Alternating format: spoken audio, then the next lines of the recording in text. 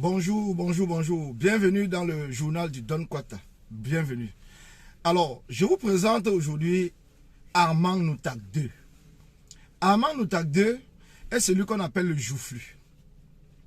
C'est un jeune Camerounais, professeur, qui s'est engagé dans la politique.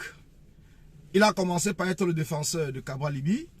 Après, il est passé du 9 de Maurice Kamto pour être aujourd'hui le bouclier de Samuel Eto'o. Voilà l'exemple type de la jeunesse camerounaise qui, en manque de repères, ne sait pas finalement où se placer. Voilà cet homme qui a fait peut-être rêver certains jeunes qui ont pensé peut-être que c'est la nouvelle génération de Camerounais qui peuvent apporter le changement au Cameroun, qui aujourd'hui démontre à suffisance qu'il est incapable et qu'il est là uniquement pour sa propre mangeoire personnelle, qui n'en a rien à faire de ce qui se passe au Cameroun. Voilà un cadre du MRC, qui est un parti qui se bat pour le changement au Cameroun. Voilà un cadre du MRC, dont certains militants sont encore en prison au Cameroun. Voilà un cadre du MRC qui aujourd'hui a pour rôle de faire des captures d'écran des autres membres comme lui, tout simplement parce qu'il critique la gestion du football camerounais, donc de la FECAFOOT, et la gestion de son président, Samuel Eto'o. Voilà quelqu'un qui vous dit qu'il veut le changement. Voilà quelqu'un qui ne comprend pas le processus du changement. Voilà quelqu'un qui dit qu'il sera à Douala, samedi prochain, le 10, pour l'installation du bureau régional du littoral 1. Posez-vous la question, comment est-ce qu'il va se retrouver avec ses collègues du parti à Douala? Quelle sera l'ambiance? Donc je profite de cette vidéo pour vous dire, il y a ce qu'on appelle les infiltrés de l'intérieur.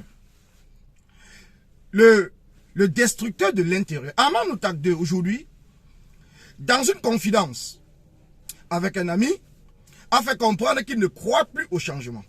Raison pour laquelle il s'accroche derrière Samuel Eto'o, parce qu'il pense que du fait que Samuel Eto'o a les longs bras, Samuel Eto'o pourra faire en sorte qu'il puisse être nommé proviseur dans un lycée.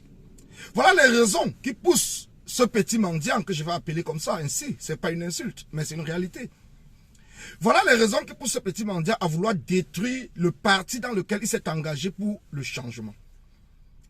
Voilà quelqu'un dont on pouvait voir, dont on lit les écrits, où on lisait les écrits, qu'on se disait que donc voilà des personnes, des jeunes intellectuels, qui pouvaient amener le Cameroun vers le changement. Mais nous nous rendons compte qu'il n'y a pas de différence entre Armand Noutak II et les gens de Dieu Momo et d'autres qui se sont engagés dès le départ, qu'ils devaient faire partie, qu'ils devaient changer le Cameroun, qu'ils apportaient des idées et tout. Mais c'était tout simplement pour se faire voir, se faire remarquer.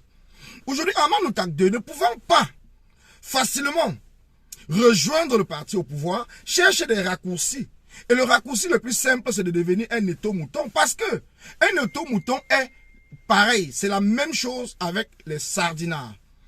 La différence entre l'étau-mouton et le sardinard est que l'étau-mouton, lui, il s'accroche derrière le football. Mais derrière le football, il est là pour faire exactement le travail que les sardinards ont fait. Ça veut dire détruire la poche de résistance qu'il y a au niveau de 237. Aujourd'hui, vous voyez Armand Noutak II en train de se pavaner partout.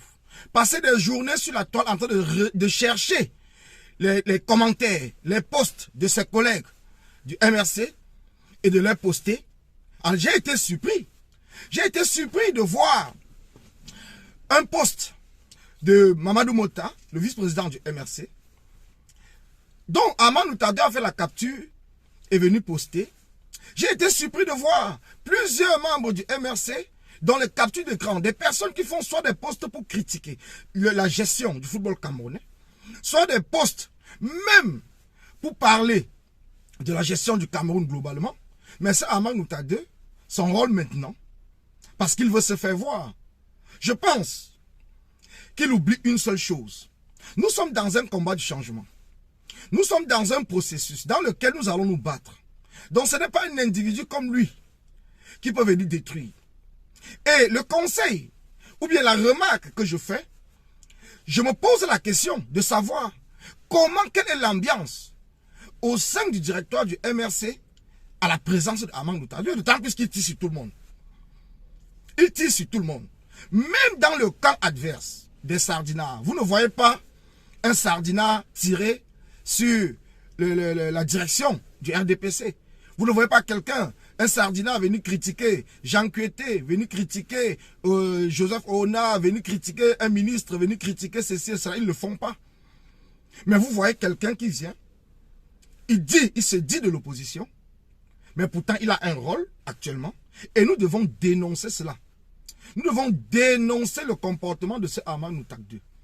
Voilà des personnes qui essayent de faire comprendre aux Camerounais, à la jeunesse camerounaise, que nous avons été éliminés au mondial au Qatar 2022. Mais puisque nous avons gagné le match, notre dernier match contre le Brésil, alors nous rentrons tête haute. Je me pose la question, quel enseignement Aman Tardé donne à ses élèves? Quel enseignement? Donc cela veut dire, quand on va à un concours, on dit par exemple, on veut une place. Vous avez 19 de moyens.